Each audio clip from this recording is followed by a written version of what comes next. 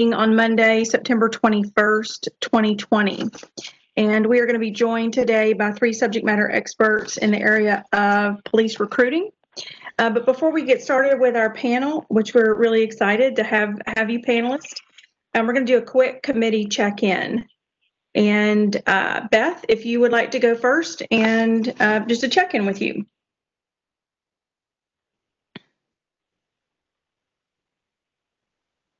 Of the work. I'm sorry? When you say check in, I'm sorry, just in terms of the work or the work ahead? Yes. Or yeah, Yes. you know, what I think is, I guess the observation that I would have is how front and center this commission is and how much people in this community care about it. I think that, you know, all of us do a lot in the community, and of everything I've been involved with, I've never been involved with anything that has created so much like outreach and conversation and questions. So I think that's really helpful to me to be able to understand how critical what we're doing is for Nashville. Great, thank you, Beth. Daryl? I'm actually punting tonight. I'm good, and we've done some data work, but you'll be updated by Dia. Great, thank you. David? No new info, just happy to check in. Great, thank you. Demetria? Hi, I'm with Beth. I'm getting a lot of people stopping me and asking about our progress and wanting to know more. And I also had a question, Margie. When we do have something to share, should we do it on a whole big group email? Have we figured out the procedure for that? Thanks. Yeah, I think we can do it one of 2 ways. I think we can bring it up in our general discussion at the end of each committee meeting, or I think during the week, we can certainly have an email chain going. And Dee is going to talk with us a little later. And Mac, do you have a check-in you'd like to share? Okay. I was just going to say it's been so informative, the speakers, and finding out literally everything that goes on with the police force and what they put into it, and still to know that they want our recommendations and so much from the community, I think is very, very enriching. It's really been good. Great. Thank you. Reggie? Hey there. How are you? Good, thanks. How are you? We were just checking in with you before the meeting gets started. Yes, I'm here and happy to be here. Great, thank you. You're welcome. Sabina?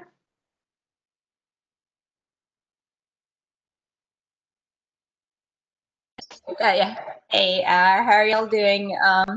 I was just, thinking about the things we heard last week and realizing if we're going to tackle any of these issues, we're the workforce committee, but the committee that's dealing with community, how all these are intertwined, and some of the issues that came up, it's like there has to be some collaboration, and how do we do that? Just kind of thinking through some of that stuff. Great, that's very helpful. We had a meeting with the mayor's office last week and talked about some of that overlap, and we can certainly bring that up again in our general discussion at the end, and I'll let you know what the mayor's office had to say about that. But thank you, you're right. Gary on the phone. Gary Moore. Yes, ma'am. Yes, ma'am. Just glad to be here. Part of such a good committee. Great. And now the vice chair, Whitney. Good evening. Yeah, I'm really excited to be here about some of the conversations that we've had over the past week. I really see some of our recommendations starting to shape up, and getting some good feedback regarding the subject matter experts. Okay, great. Have all the committee members had a chance to check in with us? Did I leave anybody out? No? Okay, great. All right, so I am real excited to introduce Metro Nashville PD retired Chief Joey Bishop, Deputy Chief Joey Bishop, and retired Sergeant Marita Granberry, along with Chattanooga PD retired Chief Fred Fletcher. We are excited to have you guys. We know that you are experts in your field, and we are looking forward to hearing from you. This particular committee has a couple of different buckets we're looking at. One is recruiting, hiring, promotion, retention, and culture. And we have in the first few weeks kind of really been doing a deep dive on recruiting. And I know that you all were recommended to us as subject matter experts and innovative in the field of recruiting. So we're excited to hear from each of you. Deputy Chief Fletcher, would you like to kick us off? And I've asked each of the three to maybe start us out with a statement, and then we'll go to Q&A. Chief Fletcher. Sure. Thank you, Marjorie. This is Fletcher. Yeah. Can y'all hear me okay? Yes. I see a nod. So that's great. For those of you who don't know me, my name is Fred Fletcher. I am previously the Chief of Police in your little brother city to the east, Chattanooga. Prior to that, I was with the Austin, Texas Police Department for a career.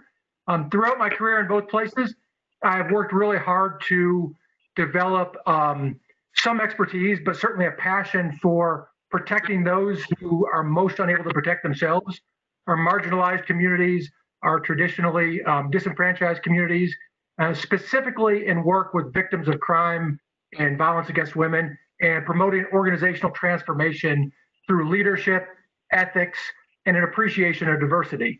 And that's where I kind of want to kick off my few minutes of talking. First, Margie and the panel, thanks for having me here. It always feels a little weird as a middle-aged white dude being asked to talk about diversity. But certainly in the last couple decades, and especially in the last couple years and months and weeks and days and hours, I've realized that it's exactly a middle-aged white dude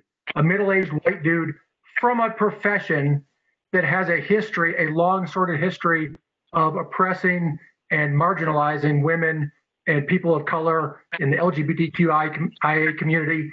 It's exactly people who look like me that need to speak up if we're going to be anti-racist and we're going to create a culture and a climate that is safe for everybody to participate.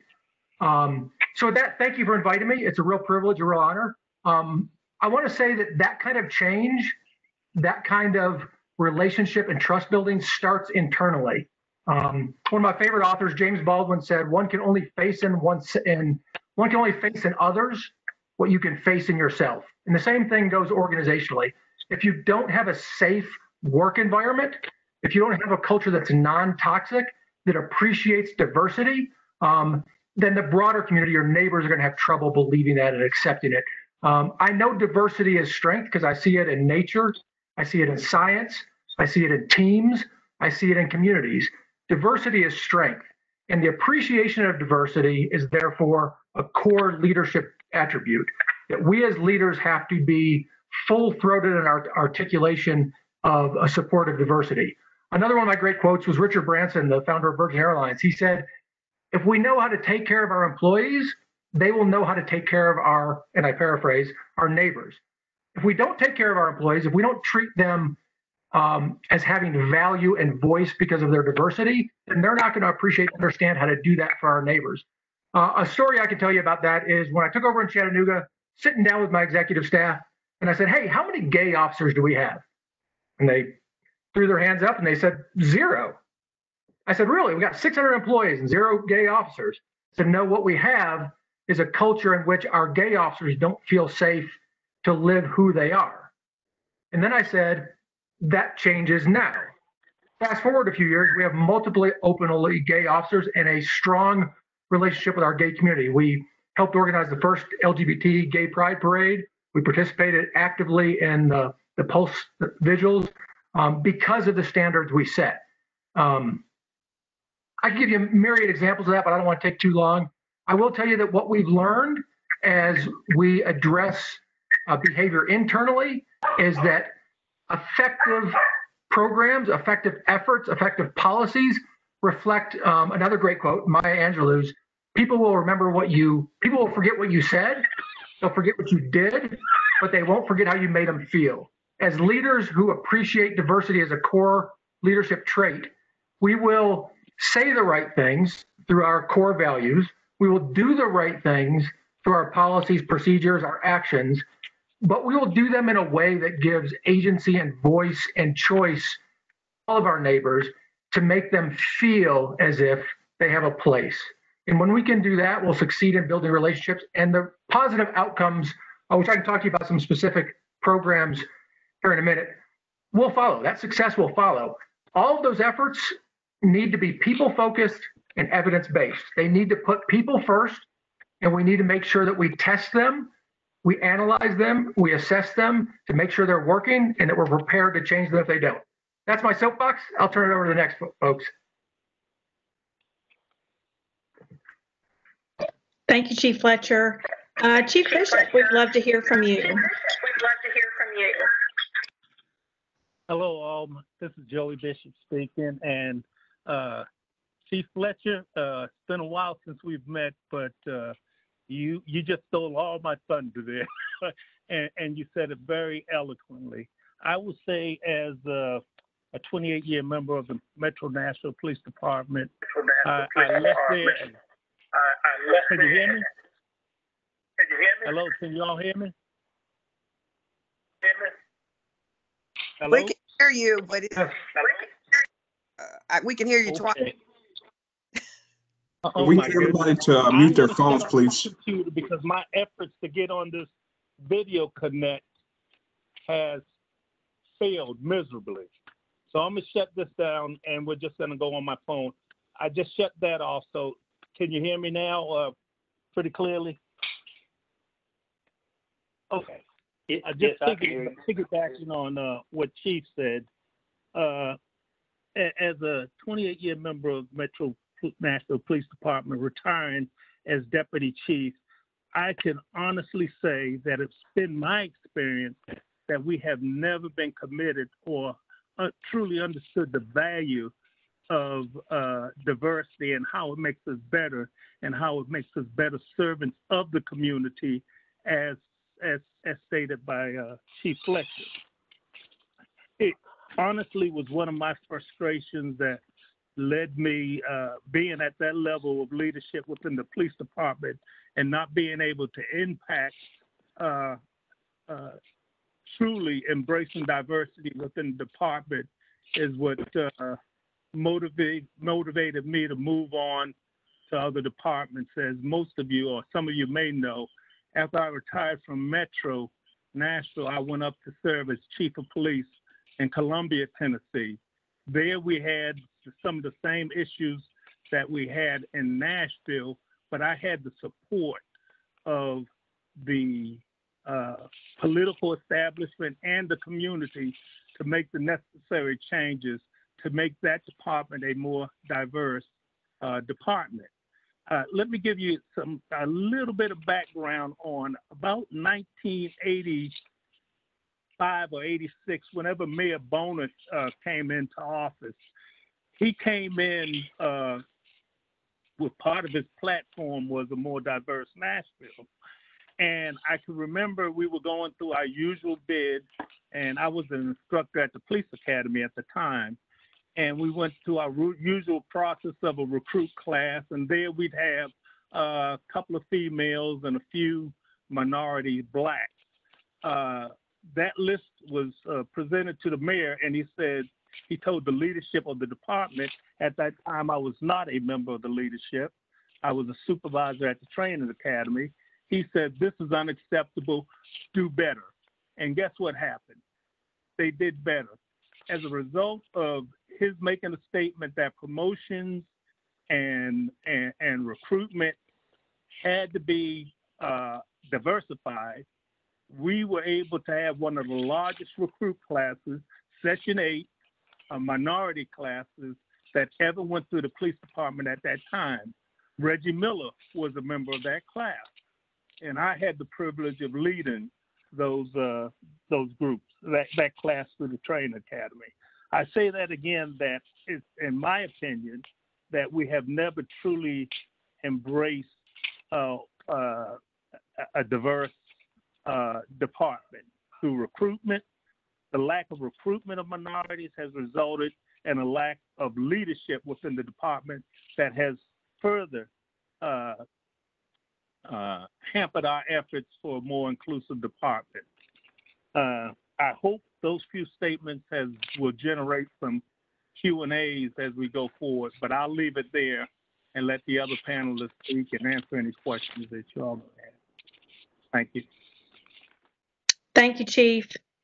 Sergeant Granberry, and I want to apologize, I have misspelled your name on the agenda, and we are thrilled to have you. Retired Sergeant Granberry, please give us your thoughts. Hello, everyone, and thank you for having me today. As stated, I'm retired from the Metro Police Department. I worked there for 30 years. Minority recruitment in terms of the Metropolitan Police Department, while I was there, was only a priority once. And that was when I was assigned to the recruitment unit in 2004 and for the year 2005. Chief Ronald Surpass was the chief at that time, and he made minority recruitment a priority for the police department. And he made sure that his command staff was aware of that, and Chief Bishop can attest to that because he was one of his command staff. Recruitment of minorities has to come from the top. You know, it has to be a desire, it has to be a goal, it has to be a priority, and it has to be filtered down through the ranks. Everybody has to know this is our mission here. And that was the one and only time that I ever saw that come to pass. And because of that, because he gave us the leeway to go out and recruit the way we felt like we should recruit to get good qualified minority applicants, we had the largest recruit class with the largest number of minorities in the history of the Metropolitan Police Department. And it has never happened again. It was pushed once and once only, but with the exception of what Chief Bishop mentioned. But, you know, this class was very large, and I believe it had about 65 candidates, with 24 being minorities. And they weren't just African Americans, they were from other races or ethnicities. You know, we had people from India. I don't know if this guy came from Russia or some other country, but we had people that came from all backgrounds, all walks of life in that particular class. And that's because we really got down and worked really hard. And it was a great group of people working in recruitment that bought into, we got to get out here and find these good qualified applicants. And that's what happened. So, you know, I think we have to start looking outside of the box and not just staying inside and doing what the norm is. Well, we've already done it like that. Well, you know, we got to get out there and do something different. If you want something different, you got to do something different. You know, and that's the way I look at that. But that's what we did. And we worked hard at it. And we came up with some really great people. And the retention for most of them was great. Of course, you always have a little fall off, but it was really good. And they went through various steps and everybody embraced it. And I think that's what we need to do now. And all of that recruitment, it's like a tree. The limbs grow out. And it starts from recruitment, but it goes into transfers and promotions and all of those things. And people in Nashville, they want to see some representation. That's my spiel.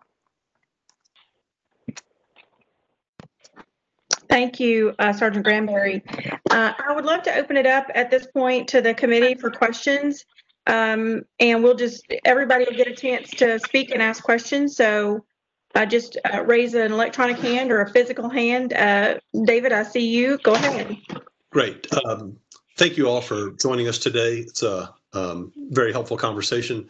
I want to direct my question to Chief Fletcher. We've been hearing this issue of, we've been trying to figure out the issue of minority representation, whether it's African American or whatever category, in the police force, and why it is not rising to levels that approximate what our community is. It's been kind of stubbornly flat for a long time. Sergeant Granberry today was, I believe, talking about possible feedback, Margie. Yeah, if we could get everybody to mute that is not speaking, and the folks on the phone, and they'll make sure they mute as well. Okay. Repeat that if you would, because most of that was pretty garbled. Okay, thank you, Margie. I'll just do it quickly then. I'm trying to understand why African-American representation on the police force is flat. It's not rising. Sergeant Granberry today was speaking, and I conclude from her comments that she sees it more as a lack of will at the leadership level. That if the top people are committed to having a diverse workforce, you'll have a diverse workforce. Earlier, we've had some people talk, giving kind of specific impediments to why the number hasn't risen the way I think the community would like to see it rise. Just to cut through to chase here, why in a department like ours do we not have representation? And it's, whether you're familiar with our department or others, I'm sure it's not, frankly, radically different. Why is what's the problem? Why is the percentage staffing at the recruitment level? And let's focus the recruitment at the lower earlier career stage, because that's what we, I think, have to address first. But why is it not happening here, or generally? Well, that's the 64,000, and not to be trite at all about it, but there's two reasons why police departments don't hire minorities. Either the police department doesn't truly want to hire them in their words, actions, and feelings, or the community doesn't want to work for that police department. And I would suggest that those two are directly related. That if the police department doesn't show a value from the very top up, that it wants minority representation, that it wants to do everything it can to attract and value and retain people who look different than we currently look, people who come from different places, then why would they want to come work for you? And I know that sounds very simplistic, and I'm saying that deliberately on a bumper sticker, because when you start getting in the weeds, it gets complicated. For example, look at recruiting and background investigations. How many departments have turned their background investigation processes over to a collaborative approach with the community? Hey, I work with police departments all the time who don't share their disqualifiers. I work with police departments all the time who allow background investigators to disqualify people because of ethical standards or relationship issues. Those are not evidence-based. In Chattanooga, we have a gang presence. When I got there, we were eliminating people who had any connection to gangs. Well, if you grow up in East Chat and you're a young man of color, you have some rubbing up against a gang. If we're disqualifying everybody because they have a gang member on their Facebook account, we're not gonna recruit any Black community members. So that's down in the weeds. But to bring it back up to the 30,000 foot level, it has to be a value from the top down, and it has to reflect itself in policy, values, procedures, and relationships. And I would say, like anything, and I think Sergeant Granberry mentioned it, is let's look at the details. Let's take our processes and procedures and turn them over to community members who care about this, who have new ideas. Let them look at our processes, our procedures. Let them give new ideas and tell us where we are failing to make people feel valued and want them to come work for us. So it comes down to, do we want them and do they want us? And how can we create a bigger Venn diagram overlap of those two parties? Does that make sense? Yeah, that's good. Thank you. Scary Moore, I've got a question. Go ahead, Mr. Moore. Real quick, the two retired officers from Metro basically I heard both of them say in different instances where we had a successful minority recruiting efforts. And I think I heard them say the main reason for it was leadership. But I would also like some ideas of what they implemented when they did their minority recruiting and were successful at it. What were some of the plans that they used and implemented during that recruitment process?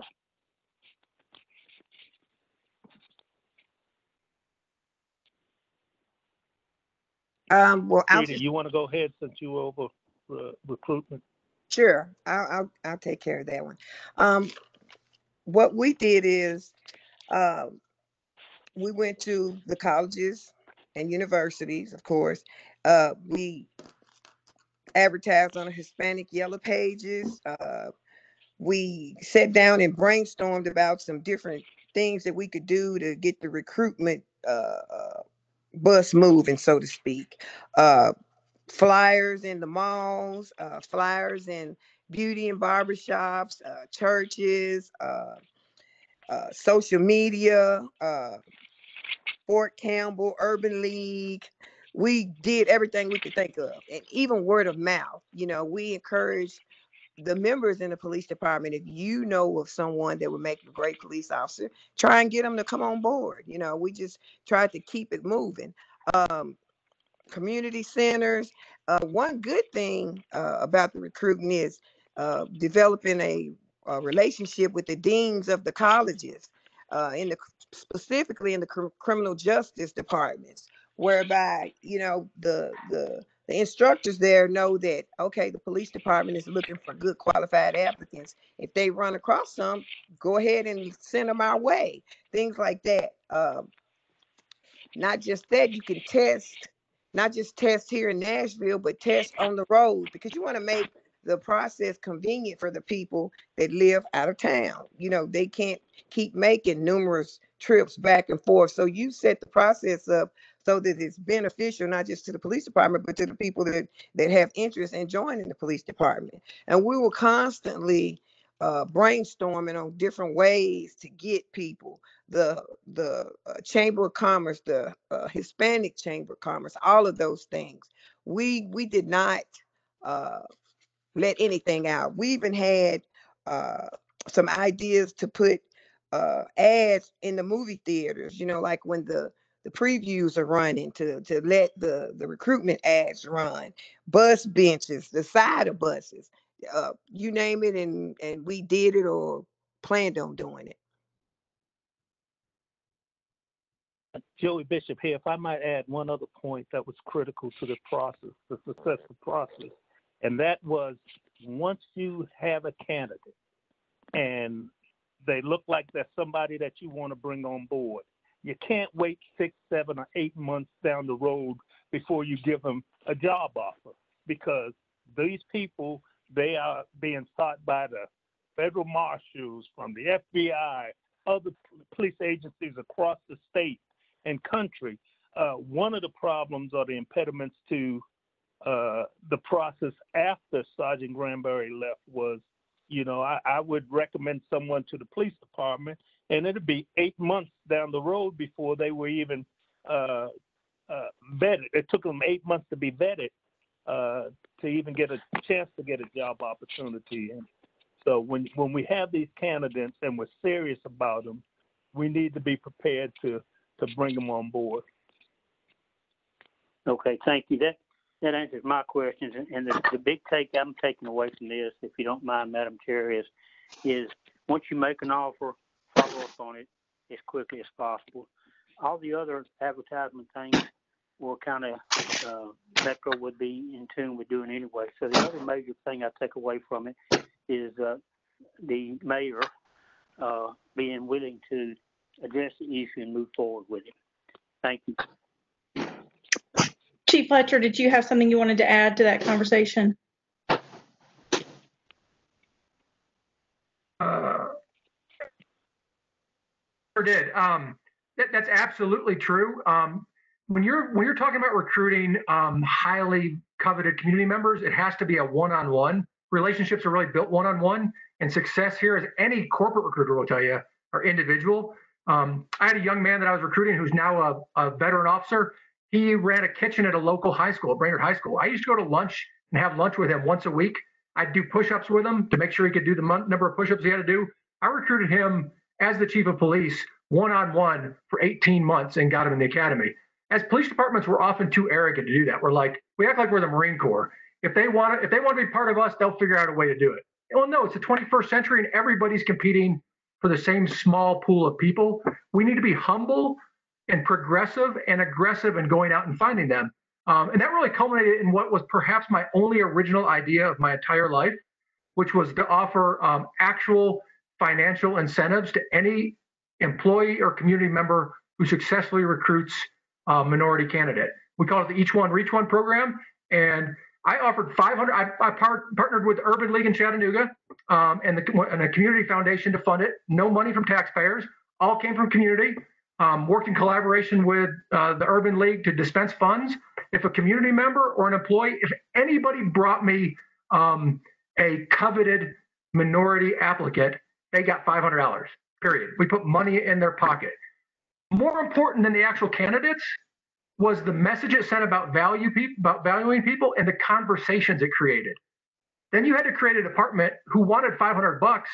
So instead of bad-mouthing their own department or running off candidates, and community members, instead of bad-mouthing their department and running off candidates, they're trying to sell because they're trying to win $500. So they're talking positive. So for every candidate you got, you also had dozens or hundreds of positive conversations, which is a win-win. Chief Fletcher, do you have like a brief outline or proposal on the Each One Reach One? Yeah, linked to it from a newspaper article on the chat feature, but I couldn't get it to work. I should have somewhere the proposal I wrote up for the grant. My proposal earned a $10,000 community grant, a competitive grant from a local community foundation to do this. And I'm sure I've got that somewhere. I can share it with you. Great, thank you. Who else would like to ask a question for our panel?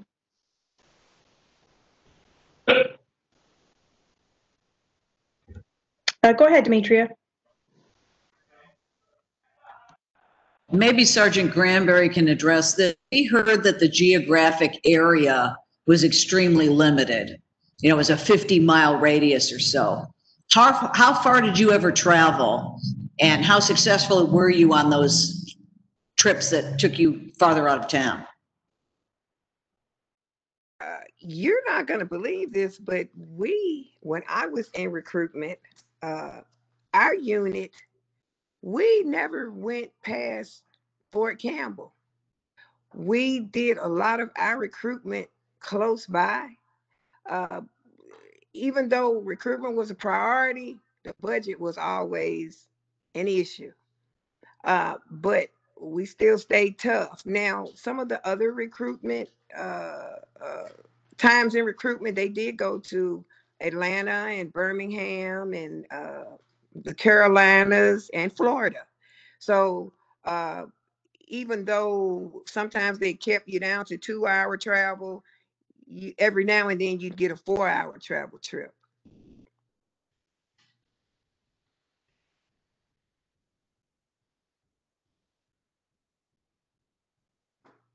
I would like to add, as it relates to recruitment, and I didn't say this earlier, but it's very important that the people assigned in recruitment are the right people.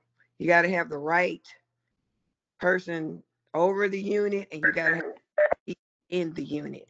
You don't just need folk that are working down there because I need a part-time job, because they do have part-time people that they put in there that come back from retirement or what have you. But you need people that truly want to get down and find those qualified applicants and not just come and have a nice job that they can go to, but their mind is not on the mission to improve minority recruitment. So the people in recruitment are very, very important.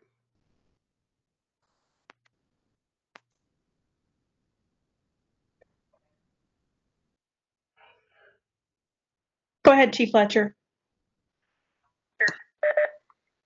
I'm going to do it again. I'm sorry. reminded me of something. You mentioned Fort Campbell. Recruiting regionally and nationally is important. You need to throw a wide net. And I'd be lying if I didn't say we sent recruiters to Memphis when they were having their pension travails. But the reality is, if you can recruit people, particularly people of color, from your community, you're going to have better knowledge, better relationships, and better retention. So frankly, I would rather stay close and do more individualized. And what that means is you often have to grow your own. You have to start recruiting people. Look at football. I'm a big football fan. They're offering football athletes scholarships in 9th and 10th grade now. We need to do the same thing. We need to start recruiting people long before they're eligible. There's two really neat things that we got involved in. The Army Pays program. Fort Campbell made me think of this, Sarge. The Army Pays program is a program where when you enlist in the Army, they partner with a corporate partner, or in this case, the police department, and they guarantee you that when you get out of the Army, that they will arrange an interview for you with that employer. So we're not a corporate employer per se, but we created this relationship so that local young men and women of color who enlisted in the Army, when they got out and wanted to come back to Chattanooga, they already had a conduit to come meet with me and talk to them about a career. And we started doing that one-on-one individual. And we accompanied that with a minority internship program. We diverted some funds from unfilled recruit classes. I'm sure y'all have unfilled spots in your department. We took the money that would otherwise go to waste, and we use it to pay minority interns. And we bring in 2 to 4 to 6 minority interns on a quarterly basis for a 3-month rotation. And it's basically an extended recruiting opportunity. We show them the police department, we show them the opportunities, we get to know them, and we try to develop them. And we had really good success with that. I mean, 10% conversion rate, which is pretty darn good when you're looking at trying to improve double-digit percentages of your recruiting. So Army Pays and minority internship.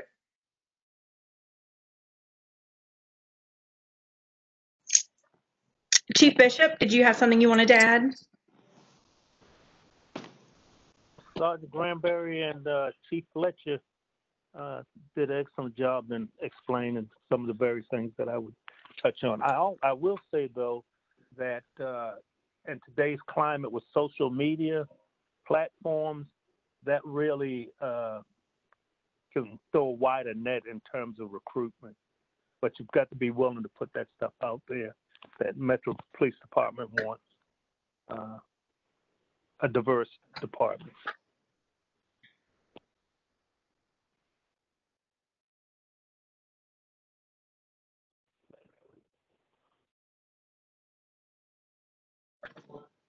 Okay. Beth, did you have a question?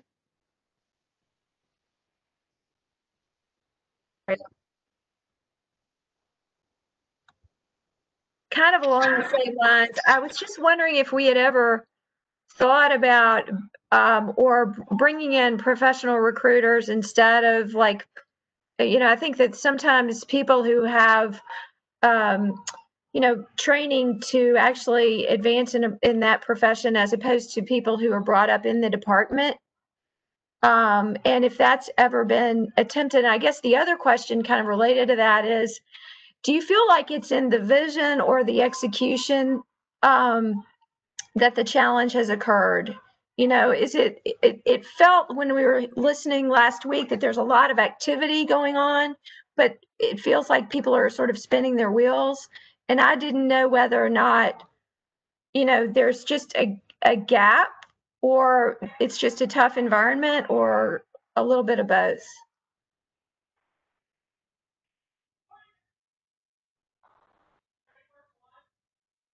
This is difficult for me. I've been retired for 2 years now. I've maintained relationships with a lot of members of the police department. It's easy. I believe it's very easy, and I've learned that these last 2 years, and rather fun being someone sitting on the sidelines, giving the critiques rather than being in there and swinging for the fences. But I have to say, honestly, that my belief, my truth is that our department has not embraced the idea of a diverse police department. There was not a push from top leadership or from the mayor's office. Again, my truth, to really promote this inclusive department. I think we have an excellent opportunity now, and I'm one that, rather than push back at woulda, coulda, shoulda, all we have to do, and this is something that I've done in every department I've been a part of, if you look at the data, of recruitments and minorities and the numbers that were brought into a system and the numbers of the personnel that have been DQ'd, disqualified for any number of reasons, it would further, give stance to my position that we really haven't embraced wanting a diverse community, be it Black, white, Hispanic, Muslim, female, gay. I have never seen that type of push from the top of the department. And as a result, we have what we have now. I've actually went to a police funeral. I think I was chief in Columbia at the time. And we always, as tradition, the recruits will attend the funeral. And one of my personnel said, "Hey, that's the Metro Police Department over there." And I looked over it, I said, "No, that must be THP, because I don't think there was one Black in the whole group of about 50 personnel." So I think our challenge is, this has gone on from the time I was there to present. That's at least 10 years of one or two minority applicants per class. So I think it's time, and I would challenge this group to roll up our sleeves and listen to what Chief Fletcher, Sergeant Granberry, and I am sharing with you. We've got a lot of making up to do if we're gonna really bring some progress to this community and department. Thank you, Chief. I think, Sabina, you had your hand up a minute ago. Go ahead. Thank you. And this question is directed to Chief Fletcher, because, two things you talked about this really piqued my interest, and that is, when doing recruitment, going in the communities and asking, like, what are the barriers they're seeing? So, and then when your example of coming into office and then asking, well, how many gay members of the police force do we have? And then and giving them the space to be themselves, like changing the culture within the department. And so I just want to hear, what steps did you take to change the culture within the department? Because I think that is some of the barriers the community is facing, and it's part of it is their relationship with the police officer, but what they hear within the department, when they do know members of a community members in the department, and they're complaining about how they're being treated and what they're hearing, why would anyone else want to go into the police force? So what did you do within the department? Wow, that's a great. And again, at the risk of being sounding trite, everything. I mean, I made the appreciation of diversity a core value of our department. So it really informed everything that we did. And I could talk to you for the last 12 minutes we have, and then a couple hours more about this. A couple of really good examples. When I showed up, I had no executive staff. So I made sure that I promoted a very clearly diverse executive staff. I think of, with our passing, Ruth Bader Ginsburg's words of, women deserve to be in every room where decisions are being made. I promoted a woman to assistant chief, and I promoted 2 civilian employees who were women, and gave them the formal authority and the visible presence of executive staff, a victim services director and our director of communications. So I put women in positions of actual and visible authority. And I did that with all the other traditionally marginalized groups. And I did that, I think, I can't remember, I think Chief Bishop mentioned social media. I'm a big believer of that, Didn't use social media at all until I became a police chief, but realized I needed to help change culture. And the best way to do that was to tell a story. So little things. I would go to Friday prayers at our local Islamic center, and I would make sure that I showed that to our entire community. I would go to the Pride Parade, and I would post a video of me speaking as a featured speaker and walking in the parade. Words matter, actions matter more. How you make people feel matters the most, and it really has to come from the top down. Attitude reflects leadership, and it's got to imbue everything you do, and you have to stay on message, and you have to demand it from everybody who works for you, and you have to be brave enough and vulnerable enough to have these conversations. Each one reach one. You think that didn't generate some conversations? Why are we giving money to people? Heck yeah, I wanted to generate conversations. And I want to loop in some of Demetria's questions, comments too. You asked if it was a matter of vision or execution. I would say, as I'm saying in response to Sabina, that vision informs execution. That if you don't have a clear, we say this in shooting training, if you aim small, you miss small. If you don't have a clear vision, you're not going to execute. And what I didn't tell you is before I was a social justice warrior, before I was a cop, I was an accountant. So I believe in data. And if we are not focusing on outcomes, somebody else mentioned all the work we're doing and all the activity. That's great. That's output. That doesn't matter. That's fluff. That's churn. That's chaff. What matters is outcomes. Are we having success? Can a department tell me where we are losing our minority applicants through attrition? I go to departments, dozens of departments, including some of multiple thousands. One West Coast department of 13,000 that I won't name, and they can't tell you where candidates are leaving the system. If they can't tell us where, you can't tell us why. If we don't know why, we can't change it and improve it. It starts with data. How are we losing them? Where are we losing them? And why are we losing them? It's got to be outcome-based, not output-based.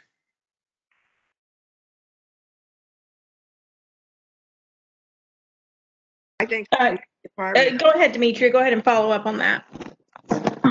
Well, it wasn't completely a follow-up, but I would say Chief Fletcher that our colleague brought up a couple weeks ago.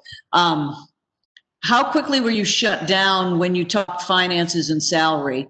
And did you talk in terms of a collective package of pension, days off, all the other things that go into the remuneration for officers? We've only known each other for a few minutes. Notice I don't get shut down easily. I usually find a way when it's important. And I was lucky to have in Chattanooga and previously in Austin, I was lucky to have elected representation that shared these same values and helped me find a way. But for things like each one reach one, things that are really experimental and risky, I like to find proof of concept first. You know, when I started victim services, I went out and got an external grant. I'm like, I know people are going to love this. Why make them pay for it? Let's get it paid for, show them how great it is, and they'll want to pay for it. Same thing with recruiting. If it's a good idea, somebody somewhere will pay for an experiment. And once the experiment works, everybody wants to join you. So never had a real problem with it. But I also really incorporated all of the people who were stakeholders, my union representation, my community advocacy groups, ACLU, NAACP, United League, our Hispanic Latino organizations. I involved them in the conversation as well, and we created coalitions so that we were all moving in the same direction. Sergeant Granberry, did you have something that you were going to add to the previous discussion?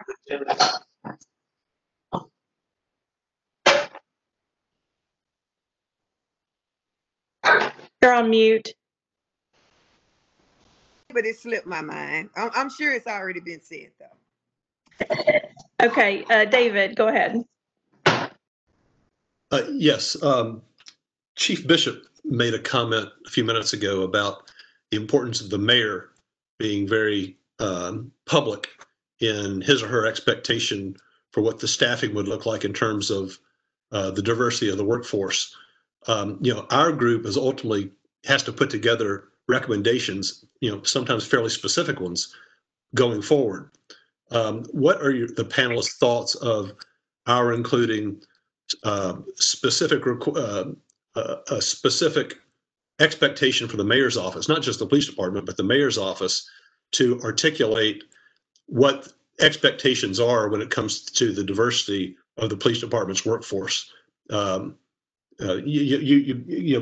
Chief Bishop, you mentioned it was a leadership issue, and you mentioned the mayor, and that's why I wanted to bring it back there to see, is that an important lever for us where we should make an explicit request that the mayor be public on what the expectation is? I would say this.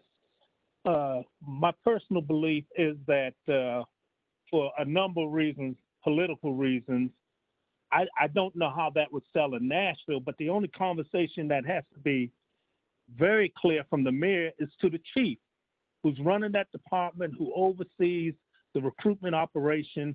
So I don't know how much value, unless the mayor really felt that needed to be made public, because at the end of the day, if he gave that charge to the chief that this is very important to me and I need this executed, I think it's the chief's job to do that. But I think it's the mayor's prerogative as to whether or not he makes that part of his public statement. As long as the chief knows it, that should suffice. Please jump in there, because everybody may not agree. I know the mayor's taking a lot of heat right now for a number of things, but what battles do you really want to fight? Mayor Boner, when I mentioned the mayor and that statement he made, that wasn't made publicly, but I do know it was made to the leadership, and a change came about as a result of that statement to his department heads.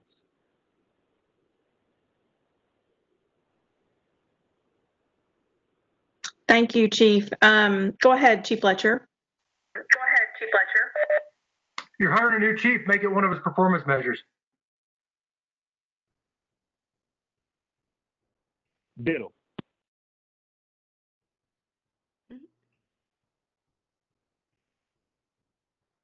Sorry, I'm trying to take notes too. Reggie, did you have anything you wanted to ask?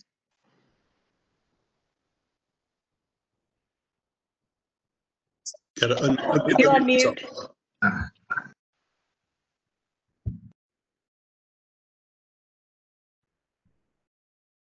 Can you hear me now? Okay. First, I want to say to Chief Fletcher, this is the first time I actually got an opportunity to listen to him. And actually, I think it would have been fun working for him in Chattanooga. And I just want you to know that I do appreciate your openness about recruitment and diversity. I think what you're saying is very, very helpful. To all three of the panelists, I would like to know how important you feel like the budget for recruitment really is. Sergeant Granberry talked about so many different things that they've done. And of course, some things don't come free. And we also know that sometimes the police department might get some deals cut just because they're the actual police, which is fine too. But to be able to do some great recruitment, and I think as a recommendation, if we're going to make these recommendations, I think sound like I'm hearing a budget, part of a strong budget is going to be very important. So I want to know how they feel about how important a strong budget is for recruitment. Strong budget is very important. I get the budget when I was over recruitment, and as most departments, they want you to stay within that budget. So I think if the priority is recruitment and you want a strong push in that direction, minority recruitment, then you need to make sure that the people have what they need to get that job done. And sometimes it means taking some funds from another area and putting it in that area. I mean, it's done all the time and it can be done then, but it's very important. Recruitment dictates what the police department looks like. It dictates whether or not people in the community have representation in the police department. It dictates whether or not the members in the police department feel like they're wanted. You know, if you can't, if it's only a few of you, and every time you look around, you look over here in this unit or that unit or that supervisory rank or the command staff, and you see no one that represents you. And I think it would be dumb as an administrator to see recruitment classes roll out with no minorities. You must have your head in the sand if you can't see there's a problem there, and it keeps going on and on and on and on, or you see one or two or what have you. Is something wrong with that picture? So budget is important.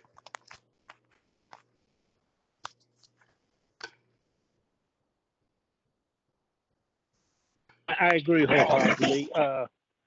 What you value is where you put your money at, and resources, all the necessary resources should be afforded a good recruitment process.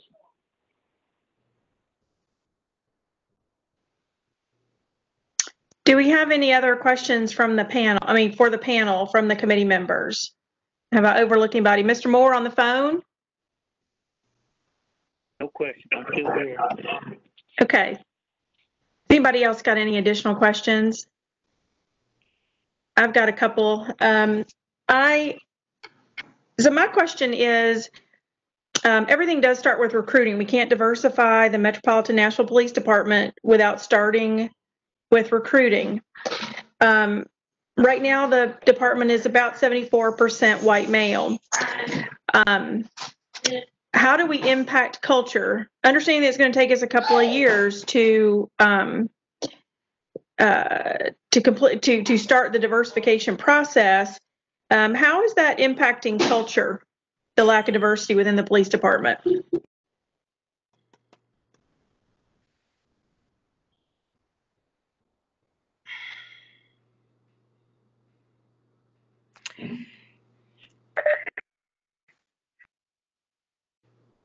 That Margie, it intrinsically, inherently, it affects it in both ways. I'm not intimately familiar with MNPD, but I would ask, do we as a department, do we have for example, a law enforcement perpetrated domestic violence policy? Do we have an LGBTQ policy? Do we have standing programs to engage? And I would ask, I lost track of him. I think it was Mr. Miller, who's with the Black Police Officer Association. Do we have a standing place in the room for our minority representation? Are they involved in the conversations? Two-way street. The more we appreciate diversity, the more we see diversity. And the more we see diversity, we appreciate how it makes us stronger and more complex. So it's a ratcheting effect. It's you show your appreciation through your words, your actions, and your feelings, and then you improve your representation, which makes you understand how it makes you better. So then you appreciate it more, and it keeps going up. So there's no panacea. There's no silver bullet. It's hard work. It starts from the top, and it requires leadership. Like Chief Bishop said, it requires leadership to start with saying the appreciation of diversity is a core value. It is going to imbue everything we do, everything we say, and everything we do to make people feel as if they're valued.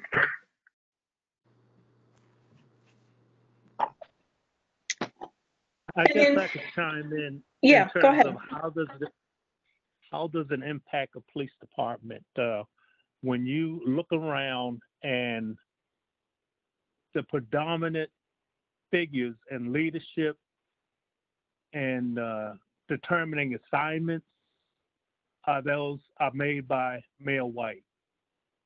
I do believe, and this is again, I'm 10 years removed, but I do believe it has an impact on those minorities within the department to have a voice. I do know when I served, we had a very strong MBPA led by Luther Hunter. We had a great many more African American leaders, in particular, at every level of the department, and that type of visibility increased dialogue, where people weren't afraid to speak out or just to give their opinion based on their culture of how we deal with different situations, so on and so forth. So I do believe that, to answer Demetrius' question, that the current makeup of the police department and the lack of diversity, and I'm just not talking about African American, but we've got a great Hispanic population, and we have Middle Eastern that's not represented in the police department. And these are the people that our officers come in contact with every day, Asian community. I just don't see that on our department. And we'll be a better department when we start improving those things and make a true commitment to a more diverse department.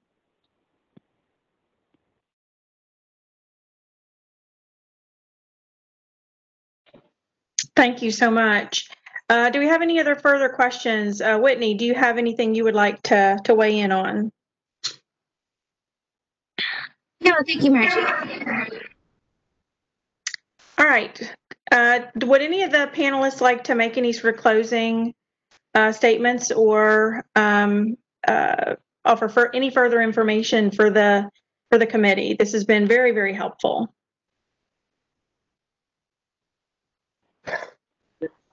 I just say thank you for inviting me, and call on me anytime. And I piggyback on that. I appreciate being involved in the conversation as well.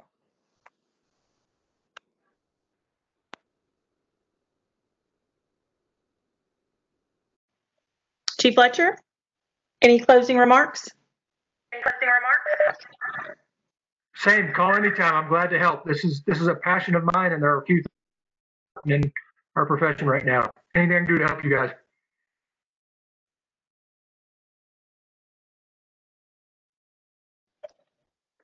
All right, does anybody from the mayor's office have anything they'd like to ask or weigh in on?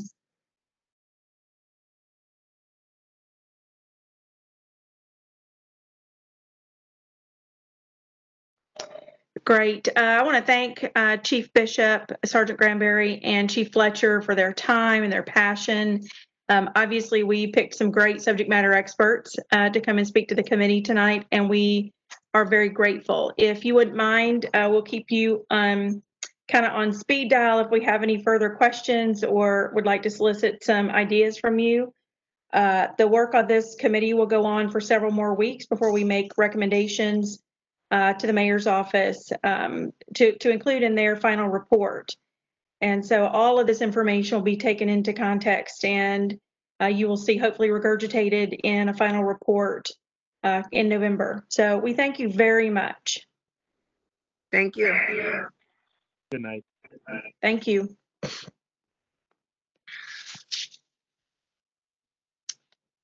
Okay, so we will move on with the rest of the committee business, and the next up is the data committee, and we're going to hear from Daryl Talbert and Dia Cirillo from the health department. So whichever one of you wants to kick off and go first, we're excited to hear from you. Well, good evening, everyone. Madam Chair, Madam Vice Chair, members of the committee. Thank you so much for having this opportunity to speak with you. My name is Dia Cirillo, and it's true I'm with the health department. And on this team, I am really supporting the process in two primary areas. One is process, just simply how do we get to those good recommendations? And then second, in the area around mental health and how do we engage with individuals presenting with mental health conditions. So on the process front and the data committee front, I just wanted to update everyone. I think, Chief Fletcher was very, very interesting about being focused on outcomes. The process that was presented to you earlier, I guess it would have been at the end of August, beginning of September, is based on results-based accountability. And it's really looking at, what are the results we want? And there are sort of three fundamental questions to get us to the results that we want. And it's really how much is being done, how well is it being done, and who is better off? That last question, who is better off, is really about, what are the problems, who is benefiting, who is not, and how do we change that? What are the goal statements that we need in place to change that? So certainly today's testimony, I think, was illustrative of how important it is to really get very specific about recruitment. Define the problems as you see them in the data, as you hear them from your subject matter experts and individuals with lived experience. So that we convened a data committee to help support the committee process. We can see in the committees that a lot of committee time, rightly so, is being focused on subject matter experts and individuals with lived experience. That being said, we felt that it would be helpful to put together a data committee that can continue to pull together more data from MNPD. So look at the quantitative data, also pull together more of the administrative regs and the strategic goals that are available for MNPD to better understand the KPIs, the key performance indicators that are being utilized to run the department. So we're in the process of doing that. We just kicked off the data committee last week. We are very fortunate to have Daryl Talbert represent the workforce committee. Daryl brings a great deal of experience to this as a former government administrator. So part of the work is going to be helping your committee to define problem statements, and that can take various shapes, right?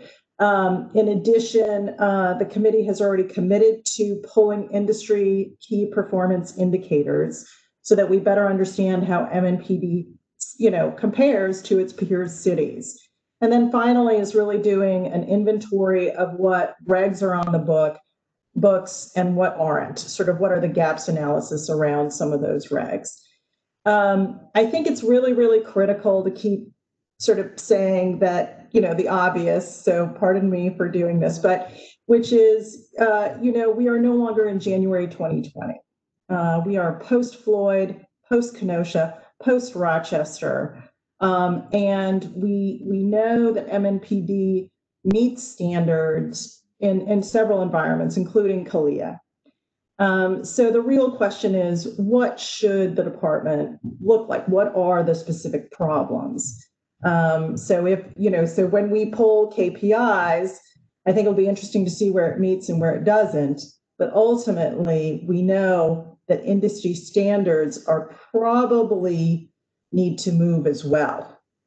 And so this provides Nashville an opportunity to truly define a department that really meets the expectations of its communities and its residents. So that's the data committee. And we are heading into week 5, which means we're nearly at the halfway point. So there will be an opportunity.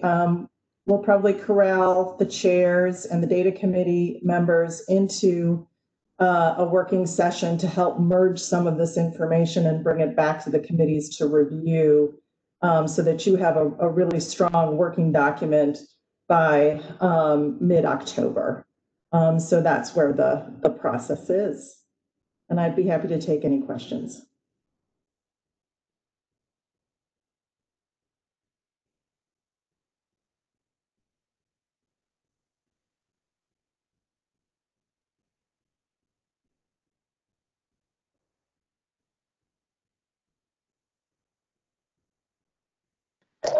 Thank you, Dia. Can you tell us if you have any outstanding requests and what those are with Metro so we know specifically what you've already asked for? That is a great question. So we do have outstanding requests, and I am going to be doing a full review of the inventory in the morning. I am not aware. I know Daryl had a request that went in. I think part of it has been fulfilled. I think other parts have not. I know I believe one of the questions that was asked specifically by this committee was, what does other mean when we look at composition of the workforce? And we do now have that breakdown. So I want to be sure that you all get that. But other than that piece, in terms of workforce, I need to go back and be sure that I close the loop on that. So I'll do that in the morning. Great, thank you. Daryl, do you have anything to add there? Dia covered most of it. I think my emphasis as a committee member with the strategic group was really about contextualizing the data, making sure that as we assemble it, we visualize it, because we're getting to a point where the amount of data is so large. If we don't add context and visualizations to it, we won't be able to wrap our minds around it. Because my fear, quite frankly, is I think Dia said in her statement, one of the most important statements that just sort of slid by us all quickly, which is the change that needs to occur is much larger than Nashville, because I think the data is going to evidence for us that Nashville is performing on many, if not all, levels well. And that part of the problem that we're seeing, or we're trying to drive through right now, is this social disconnect between wanting to be a police officer and what a police officer stands for, and that it's generally historically been more than a job. It was a calling to serve the public. So when our experts were talking, we heard discussion of, I did X, Y, and Z, and we'd heard the week before that the new group's also doing X, Y, and Z, but not having the same outcomes, right? So from a marketing standpoint, if you look at it just as marketing a product, you know, we're doing the same things, but having not the same outcomes. And I think that's a social commentary on people aren't growing up wanting to be a police officer anymore.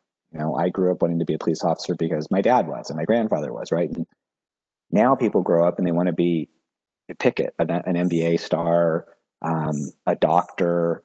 But until we change that conversation, which is bigger than Nashville, I think our data is going to disappoint us when visualized across the continuum of other police departments. And I think that stands the chance of making this less interesting for a new police chief, or less of a thrust, because I don't know that moving that dial is going to be easy. And when we're seeing response times of 11 minutes and 6 minutes, every dollar we drain from that to chase a workforce that may not want to work for us is going to at some point be a tipping point for the rest of the taxpayers that are not willing to live with a 13-minute response time and a 16-minute response time, right? So I think Dia's point was, this data for me needs to be contextualized and visualized so that we know if we're already ahead, how much money do we want to spend to be more ahead, and will the outcomes generated support the dollars spent? I mean, everything in life's about ROI. Although it's socially important, at some point there is a tipping point. So a lot of words short for me, but that was a really great comment, Dia. Thank you.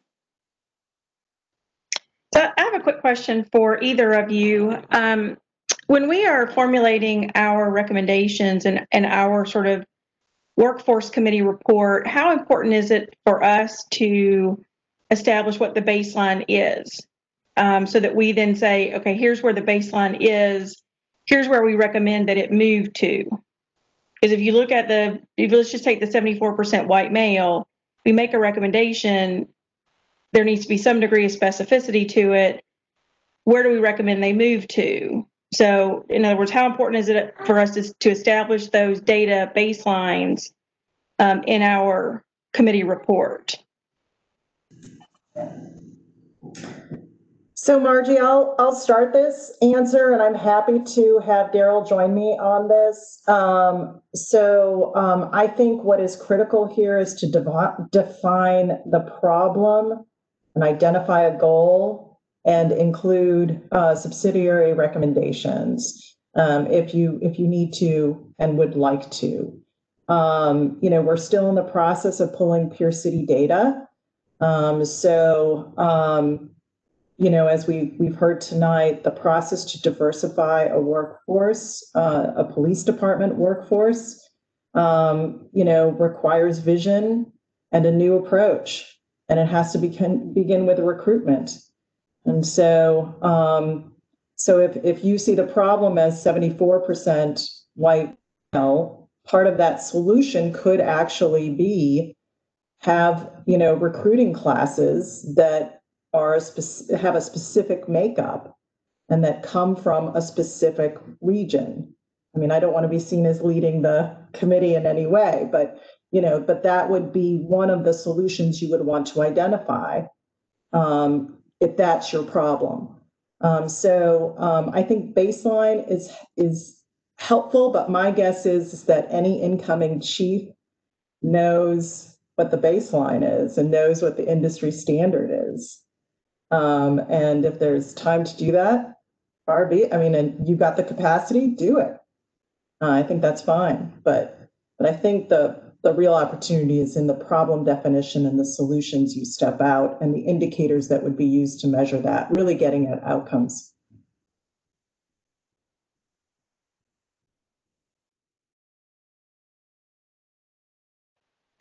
Does anybody have any questions for the data committee? Gary, do you have any questions on the phone? No, ma'am. Okay. All right. Thank you for that, Dia and Daryl, very much. So let's move on and just have a brief conversation about recommendations. I think this kind of closes in my mind, but obviously happy to hear from the committee.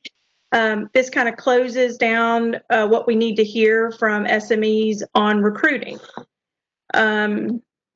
There may be some more research that we can do, but we have the numbers.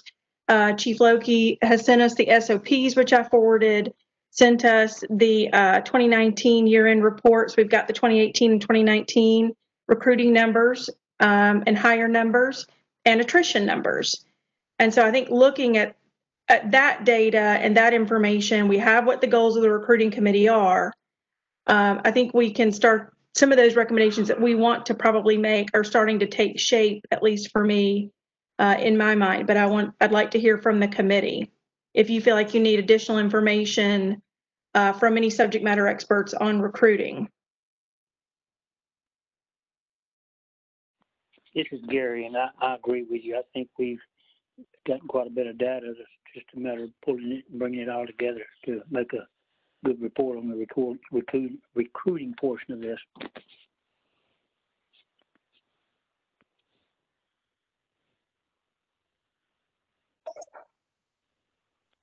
I want to ask a question. So when the data has the attrition rate, is there any data, do they capture why people leave? Because that's like when you're talking about recruiting, who is leaving, why are they leaving, will answer a lot of questions. I think that data has in there, does it have in there retirements, Dia? I was thinking I saw retirements and then there's regular attrition. And I think we had talked in this committee previously about potentially having access to information contained within exit interviews. Mm-hmm. I don't know if we, for personnel and privacy reasons, can have access to that or not. Can you advise? So we can receive any data, pretty much any data that is in aggregate. So provided that there are, they represent reasons for leaving in aggregate, we should have that available. As you speak to subject matter experts in policing policy, the questions then are raised, how do they categorize that? So does somebody retire because they can, because they want to, or because they feel that they just had enough? So that is, part of the tricky part. But certainly, I do want to circle back with the inventory and check in and just make sure that I'm clear on where we're at with some of these requests. And I'll have that to Margie by end of day tomorrow. Margie and Whitney. Yeah, this is Gary Moore again. If I might follow up real quick too. Do you have data that shows the number? I mean, forget the retirement. But for a police officer to leave prior to getting his tenure being invested in the pension system, there's a problem. If he leaves before 10 years, if he leaves at 10 years, in my opinion, there's a problem. Most people come to work for Metro, including the police department, not because of the pay, but because of the pension benefits and health benefits.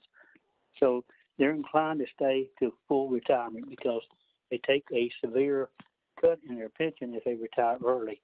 So I'm more interested in the individuals that are taking retirement early for whatever reason. I'd like to know why. And then the ones that take full retirement, if you got your full retirement in, and pardon my French here, but it's time to go, And so I'm more interested in looking at those individuals that leave prior to being vested in the pension system, number one. And number two, once they're vested, leaving with that 10 years and say, I've got my insurance, I'll go somewhere else and make my living. So that's the question that I would like to know, numbers-wise, percentage-wise. And of course, obviously, if you can find out why they left, that's a bonus. Thank you. Yeah, I think we'd all love that qualitative data, but I'm not sure we're going to get to that. The interview and the whys. So I'm hearing Dia when she says it's got to be aggregated data. That's going to be a box that was checked, I'm assuming. Yeah. So it looks like we have and what I was going to do is try to break out the recruiting section and start to work on the what we know is the baseline, start to put some placeholders in for recommendations. I'd love to hear from the committee if you have solidified in your mind some things that you feel strongly about that need to be included in recommendations. I think we can start to formulate those, at least as it relates to recommendations. Obviously, it's not final, but it would be a preliminary draft. And I think we can work on that and exchange some ideas through email this week and try to start to nail down some of that as we push forward to some of the other buckets that we need to deal with as part of our charge.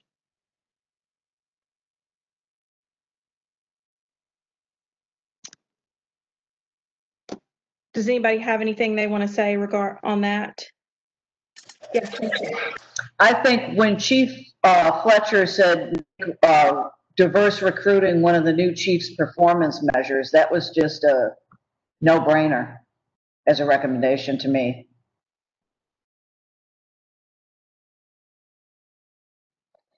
Agreed. Does anybody else have anything? And please feel free to email me any ideas that you have, because I would love to start to get a draft of what the recommendations might look like. And there may be still some blanks on there, but we can start to get a draft down on the recruiting part here. I do think that it feels like we understand that recruiting and culture to some extent are intermingled, and we're kind of crossing over into culture. Next Monday, I believe, have President Smallwood, who is the president of the MNPD FOP. Eric, can you talk about that for a second? As of right now, okay, here we go. As right now, President Smallwood is very interested. He did email me back because he wanted a little bit more granular information about the event. I did send that to him. I'm just waiting for him to go ahead and confirm, but he is interested. I think the last piece was we had also said Director Jill Fletcher, which I will speak to you, Madam Chair, and Madam Co-Chair, Vice Chair, about that tomorrow in our meeting.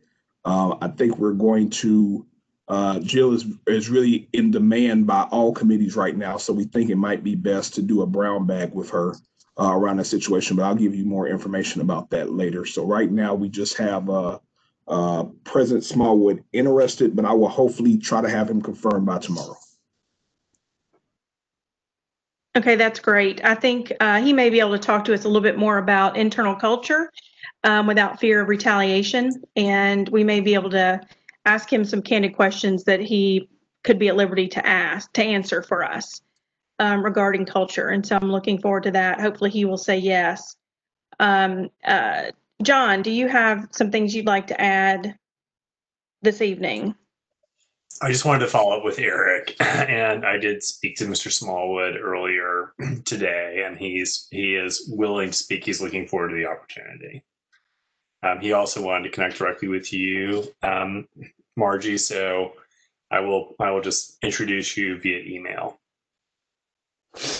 Great. John, before you click off, I would love it if you would maybe talk just a little bit about the meeting we had in the mayor's office last Wednesday, and a little bit about the overlap between committees and how we have kind of decided where to cut off on some of these overlap issues.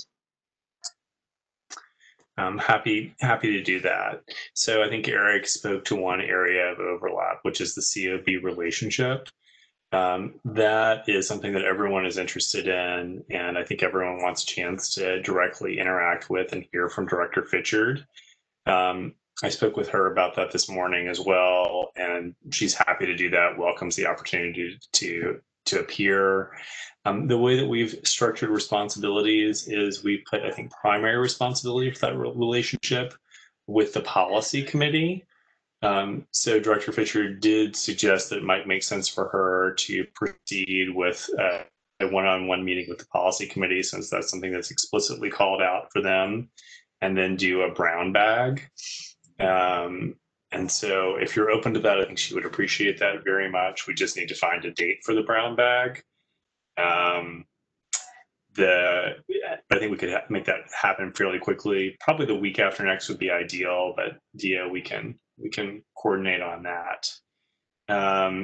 In terms of sort of the lanes for the other committees, I think they're fairly well delineated at this point. Dia, Eric, were you aware, were there any other places where we felt like there were kind of mergers between committees that might need a little guidance? I'll jump in here, John, and I think the only other area was training, but that is, very specifically focused on in terms of use of force.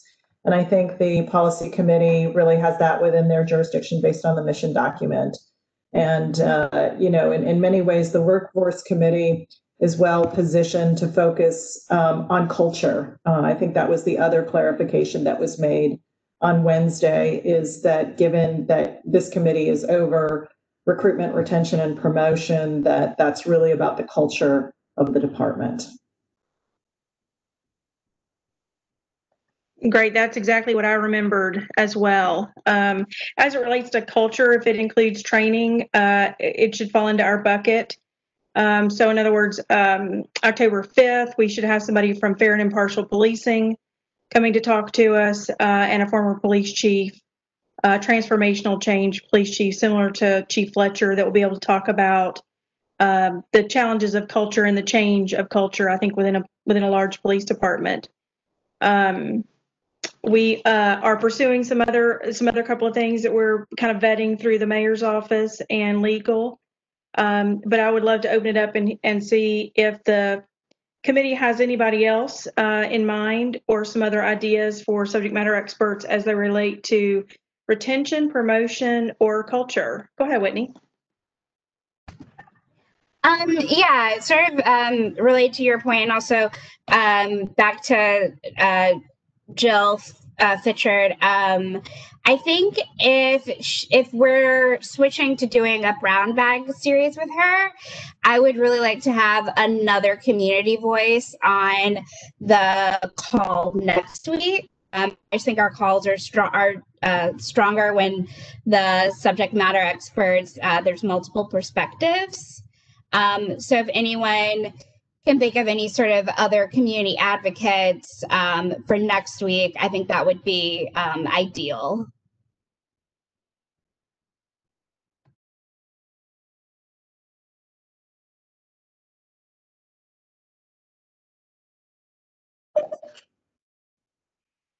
I'll wait for you, Dimitri. I'm sorry. Go ahead. Oh, that's okay. I had emailed, I think, Eric and Margie and Whitney about a local writer, columnist who is really pretty well known, Radley Belko. He lives here in East Nashville, and he wrote The Rise of the Warrior Cop. which is a very interesting book about police culture and militarization. And I've reached out to him. I'm hoping that he can make himself available. He's a really interesting person, and his work is really interesting.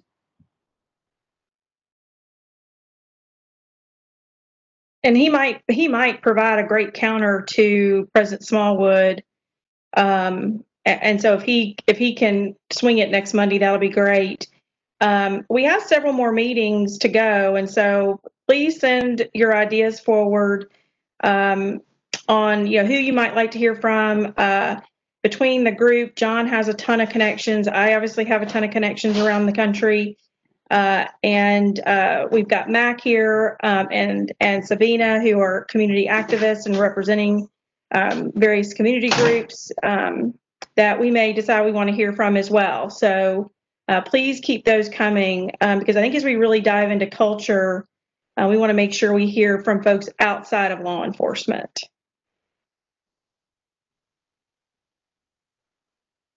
Does anybody have anything further? Just to follow up to what Luke's saying, have we reached out to any of the religious leaders, specifically minority religious leaders, to hear what they have to say about the recruiting?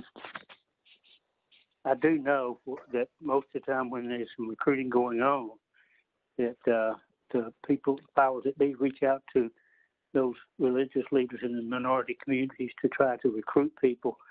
So I think it would be good for us to hear from some of them as to what they would suggest some of the avenues might be.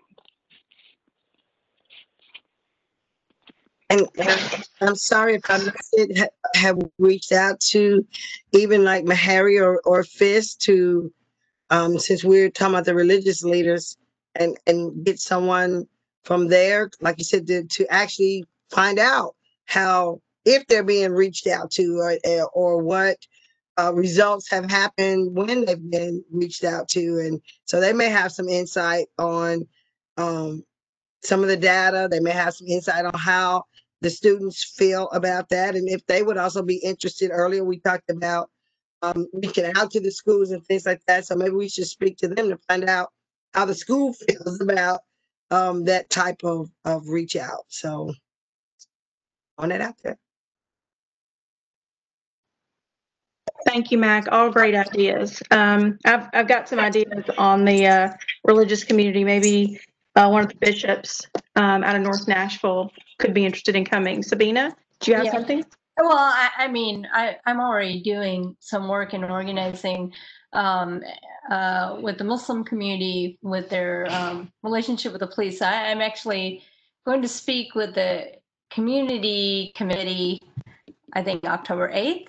And so we'll have a meeting with community members and get more insight. And I've already talked with maybe a police officer in the community and his insights on what it's like and the culture within the police department. So that's something I can share. You definitely need someone from the Hispanic communities speaking on this subject, and and that's where some of the things may overlap in some of the other committees. But we're really looking for what is the how are they recruiting in our community, and what the support for those individuals are through their careers in the MNPD. That's great. I've made my notes because I also think that relates to culture. I think there's a lot of overlap there between recruiting and culture. And so I think these are all great ideas. If you have anything else that you think about in the next couple of days, please email Whitney and I, and we will do all we can to make sure we get the folks before this committee and the information. I know Daryl and Dia are working really hard to get the data that we're looking for to be able to make these recommendations. So if does anybody have anything further before we close this meeting? No, seeing none, we will adjourn this meeting. Thank you very much. We'll see you next Monday.